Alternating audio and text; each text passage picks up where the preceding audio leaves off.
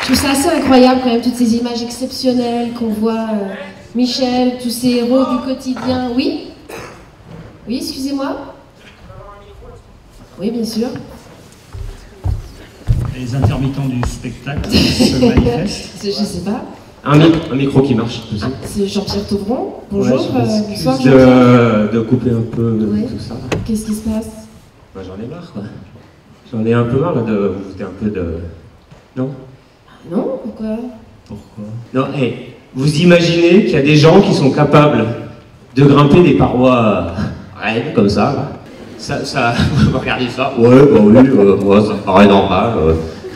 Toi, ça te paraît normal, quoi. Après, étonnant, mais pourquoi pas? Non, bon, tout ça, c'est pipeau complet, hein. C'est de la supercherie, voilà. Tout ça, c'est fait à Hollywood. On a pris en main la régie, ne vous inquiétez pas, ça va bien se passer. Viens-moi les pulls, s'il te plaît, là. Voilà, ouais, regardez, hein, il est vert, et ben non, il est rouge. Bon, c'est fini, non, c'est pas fini. Bon, vous imaginez bien que, voilà, bon, moi je suis là pour vous démontrer que tout ça, c'est du pipeau complet. Donc on aurait besoin d'un homme et puis d'une femme. Un volontaire et une volontaire, c'est ça? Voilà, un volontaire, non, on s'en fout si c'est volontaire ou pas, de toute façon, ça va mal se passer pour lui, de toute façon. Monsieur Lame. On va demander leur prénom, quand même. Vous appelez comment? Marilyn. Vous n'avez pas peur? Non, pas le vertige? Non? Un peu? Bon. Laurent. Laurent, et Laurent, bah voilà. Laurent et Marilyn.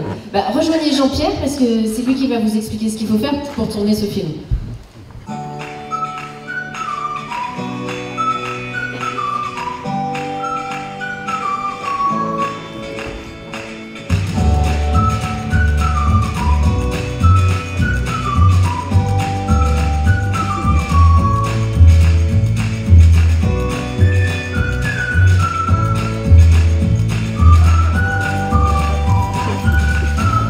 Il faut souvent désobéir pour vivre une enfance décente.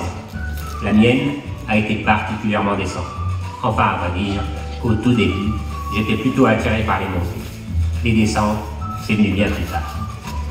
J'étais bien parti dans la vie. Une vie d'aventurier, cela ne faisait aucun doute. Qu'il soit à n'importe quel coin des quatre coins du globe, au tréfonds du plus profond des gouffres, ou au sommet de la plus haute des montagnes, aucune pierre, aucun caillou ne pourrait jurer de son immobilisme, de sa léthargie millénaire. Un jour ou l'autre, ce caillou roulerait sur mon pied. À l'école, c'était pas ça. Mais côté diablerie, il était plutôt doué. Mais un jour, tout s'est arrêté. D'un coup. À cause d'elle, je crois bien. Les femmes, c'est un peu comme les bonbons. Au tout début, c'est doux et suave. On adore ça. Mais il faut savoir s'arrêter. Sinon, après, c'est picorant et l'on prend rapidement du poids. Donc, les premiers temps, c'était cool. Et je pressentais que ça allait rapidement changer. Il y a eu Lucette, Noémie, Barnabé et Socrate. Et surtout, Arthur. Et là, je me suis dit, il faut faire quelque chose, mon gars. Sinon, dans 5 ans, tu as pris 15 kilos, et dans 10 ans, le seul moment piquant de ton existence sera de battre au scrap ta belle-mère ou de monter à l'envers le robinet de douche de ton beau-père. J'ai alors appelé un copain du GIGN. Il avait l'habitude de négocier avec les malfaiteurs. Aussi, il m'a tout de suite proposé son aide dans ma médiation de couple. La négociation est un outil au même titre que l'explosif, au même titre que d'autres paramètres. Notre conception, c'est qu'on va suivre une ligne qui sera peut-être sinueuse pour arriver au mieux, je dirais, par la négociation, par un aspect, je dirais, tranquille, mais on va monter l'équipe, je dirais, offensive en alerte, qui sera prête au cas où on perd le lien. Ces méthodes étaient alléchantes, mais peut-être un peu trop radicales. Il me proposa alors une autre solution pour me couper de ma famille envahissante. M'exfiltrer loin, très loin. En suivant un itinéraire qu'il avait discrètement tracé, j'ai pu rejoindre un chalutier affrété par des trafiquants et traverser l'océan. Aidé par des commandos, j'ai pu alors gagner le sommet d'une île via un passage secret percé dans la montagne. Puis, à l'aide d'une voiture du GIGN déclassée pour défaut d'aspect, j'ai rejoint discrètement un observatoire de la NASA. Mais bon, je n'ai pas pu rester. J'ai bêtement attrapé une maladie. Une astasago, quelque chose. La tasagophobie, c'est une phobie, tout simplement. La peur d'être oublié, ignoré, surtout par ses proches. Vous voyez ce que je veux dire? C'est vrai que je l'aimais bien quand même. Sa cuisine était immangeable et souvent elle ronflait. Elle était sympathique et douce. Mais il faut aussi dire que côté libido, dans les observatoires de la NASA, ils n'ont rien prévu. Alors, en utilisant une méthode d'analyse issue d'un épisode de NCIS, j'en ai déduit qu'il fallait que je me mette au sport.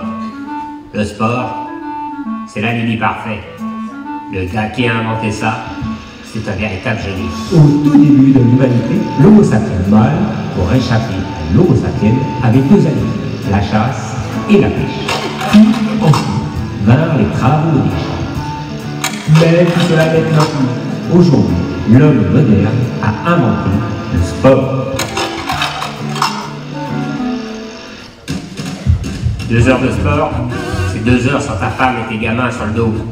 Et si tu fais traîner avec la douche et la sieste de récupération, t'as presque sauvé une journée entière. Alors je m'y suis mis à fond. Et ça a pris comme ça, d'un coup. L'autre, je peux vous dire qu'elle a coincé un peu. Au tout début, c'était génial. L'effort, la nature, les animaux, parfois les copains, et puis surtout la tranquillité. Aucun gamin dans les pattes, aucun chien à qui donner le biberon, aucune femme à qui sourire devant ses nouvelles paires de talons aiguilles. Et puis tout à coup,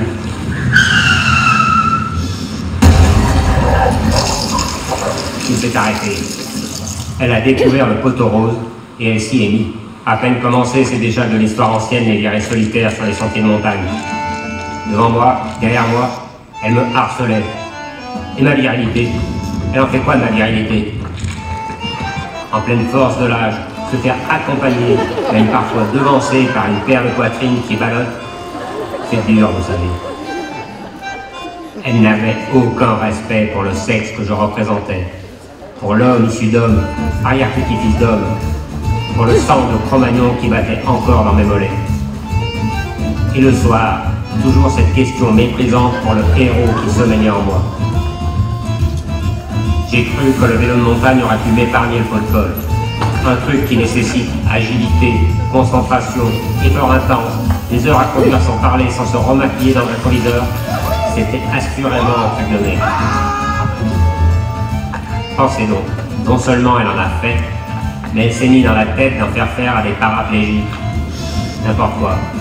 Il y a déjà assez de 2 roues sur les sentiers, si t'en rajoutes 4, on s'en sort plus. Pour moi, la philanthropie, c'est pas trop mon truc.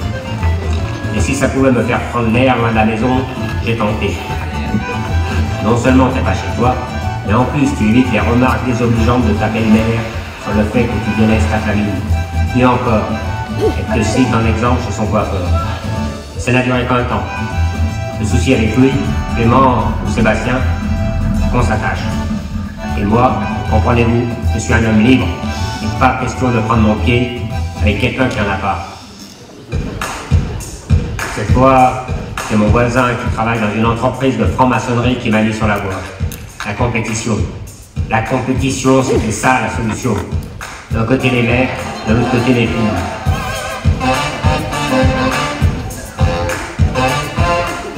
Aussi un bon matin, je lui annonçais « Chérie, je vais faire les courses de ski bien sûr, les autres, il n'y a que toi qui peux les faire. »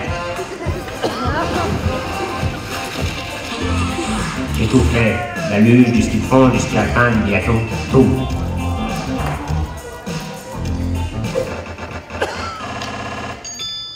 Ouais, c'est un mec, Ouais, mais il était quand même plus par rapport à... Ouais, non, mais sur le ski, c'était quand même un mec vraiment... Mais je crois qu'il a arrêté parce qu'avec sa femme... J'ai entendu parler de ça, ouais, il me semble. Et oui, vous avez deviné Caressi Amy. Elle a tout fait, elle aussi. Et pendant ce temps-là, qui gardait les enfants? La belle-mère? Non. La belle-mère, j'avais réglé le problème. Je lui avais offert une randonnée avec un accompagnateur dont la réputation avait atteint mes oreilles. Sa principale qualité résidait surtout dans la connaissance des plantes des montagnes et de leur usage une fois fermentés. Il ramenait toujours ses clients, disait-on, c'était surtout grâce à son chien.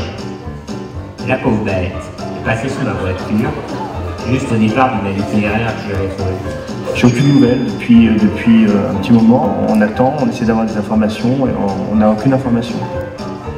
Les recherches continuent, on met en œuvre tous les moyens nécessaires et on est extrêmement inquiet pour ces personnes. Maintenant, on mobilise nos équipes et on met le maximum de moyens sur le terrain. En pleine compétition, ma pauvre épouse fut désespérée d'apprendre la disparition de sa chère mère. Je pouvais activer le plan B. Comme disait Périclès, il n'est point de bonheur sans liberté, ni de liberté sans courage. Je me mis donc à l'escalade. Pour sûr, cette activité qui requiert force et hardiesse ne pouvait être pour elle. Lui, en escalade, comment dire, tu vois quoi, enfin en tout cas, c'était avant qu'elle arrive en tout cas. Et oui, comme disait un autre grec, il n'est point de bête plus indomptable qu'une femme. Nulle panthère n'est à ce point effrontée. Elle signe donc. Dès qu'il faisait une nouvelle activité, elle faisait pareil.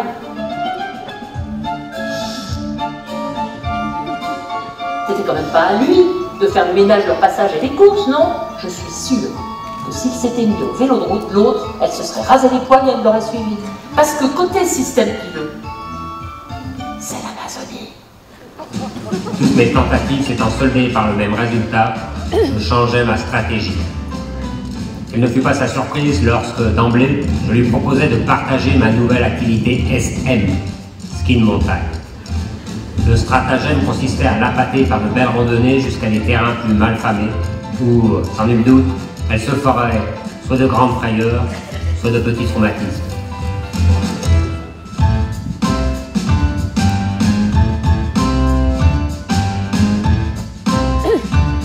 Le destin en décida autrement. J'eus même un doute sur sa réelle volonté de me faire remonter à la surface où je l'avais si aimablement initié. Ouais, cordial de Crampon-Crevasse, j'ai visuel sur la victime et j'ai pris contact avec elle. Donc elle s'est arrêtée sur un pont de glace et évidemment elle n'a pas de baudrier, donc on va faire monter du matériel. Soucieux de me préserver et conscient qu'elle ne serait pas toujours encline à appeler les secours pour m'en extraire, je décidai de m'entraîner à le faire par moi-même. Tout naturellement, de coups de piolet en coups de crampon, je sortais de l'ombre à la lumière pour continuer mon activité sur les parois les plus raides. Alors ce gars en glace, comment on pourrait dire toi, on s'est croisés quand même souvent au pied des cascades, les topos, les refuges, les retours, les approches, mais je sais pas trop comment dire. On pourrait dire qu'il était...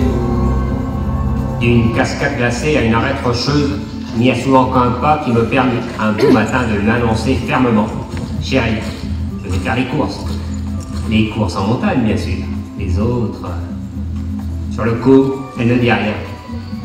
Il y a des signes qu'il faut savoir interpréter. En fait, on n'a jamais su qu'il y avait mis le feu au supermarché.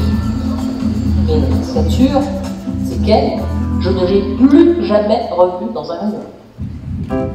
Elle est donc venue avec moi. Les Anglais disent « former un couple, c'est n'être qu'un ». Et lequel? Celui qui monte la corde ou celui qui en profite? Évidemment, la testostérone léguée par mes ancêtres m'obligeait à grimper en tête. Et j'aurais bien voulu le voir, l'arrière-grand-père, 10 mètres au-dessus du dernier ancrage. Enfin, ancrage, un mauvais bout de ferraille mal coincé dans une fissure malveillante. Bon, ok, peut-être pas 10 mètres, 2 mètres, ou peut-être juste un, mais quelle importance. Évidemment, je n'avais pas peur. J'avançais sereinement, de pas difficile en passant. Jean-Pierre, je crois que tu as un bug informatique là. Il faut que tu te reconnectes du coup. Parce que sinon on verra pas la fin du film. Voilà. Merci. Évidemment, je n'avais pas peur. Enfin, c'est un peu plus compliqué que ça. Je n'en étais aucunement responsable, mais je souffrais de catapédaphobie. Cliniquement, j'étais exempté de passer le premier. Mais madame me rappelait ma phobophobie, et là j'étais un peu coincé. Les catapédaphobes ont pour phobie, c'est de grimper en hauteur. Les phobophobes ont peur d'avoir peur. Un patient qui souffre de ces deux symptômes, je ne sais pas, c'est un briquet d'école. Le pauvre. À cause de toutes ces maladies, il a dû tout arrêter. Sans ça, c'est sûr qu'il serait devenu un alpiniste célèbre et qu'on le verrait dans des grands films, comme celui-ci. Mais vous savez quoi? C'est elle qui fait la maline maintenant. Inutile de vous la présenter, elle est là, elle est avec nous en studio, vous rentrez tout juste d'expédition. Ma toute première question, comment en êtes-vous arrivé là? Comment j'en suis arrivé là? Les expéditions, être connu par tout le monde et tout ça? Ah, c'est une longue histoire. Elle, si je la connais? Non. Comment j'en suis arrivé là? Les expéditions, être connu par presque tout le monde et tout ça? Ah, c'est une longue histoire. J'ai eu une vie de couple normale, un mari fainéant et couard, rien de plus classique. J'ai réussi cette vie sportive de haut niveau, mais c'était pas gagné. À la maison, il fallait tout faire. S'occuper des enfants, le ménage, les courses, et bien sûr, monsieur était toujours dans mes pattes. Je l'ai forcé à sortir prendre l'air. Mais le pauvre, il n'était pas très doué en sport et j'étais souvent obligée de l'accompagner pour le sortir de mauvais pas. Au début de mes expéditions, il venait avec moi. C'est là qu'il a appris sa nouvelle passion. Comme il restait souvent au camp de base, il fallait bien qu'il s'occupe. Maintenant, il me laisse tranquille, car il a complètement arrêté le sport et a monté un club avec des copains. Ça l'a pris comme ça, sur un coup de tête. Messieurs, vous aimez faire des nœuds? Vous aimez monter l'école, vous aimez jouer avec les aiguilles, ne courez plus à perdre haleine, la laine vient à bout. Rejoignez-nous au club du col du tricot pour les hommes libérés. Moi, après mon travail, je dois être une super maman. Et après mes œuvres caritatives et ma permanence chez les pompiers, j'ai un tout petit peu de temps pour moi. La semaine dernière, j'ai fait l'Everest. Demain, je sais pas. Peut-être j'irai sur la Lune ou sur Mars. Enfin, c'est pas sûr. Avec le casque d'astronaute, j'ai peur que ça aplatisse un peu ma nouvelle coiffure. Non? 3, 2, 1, 0.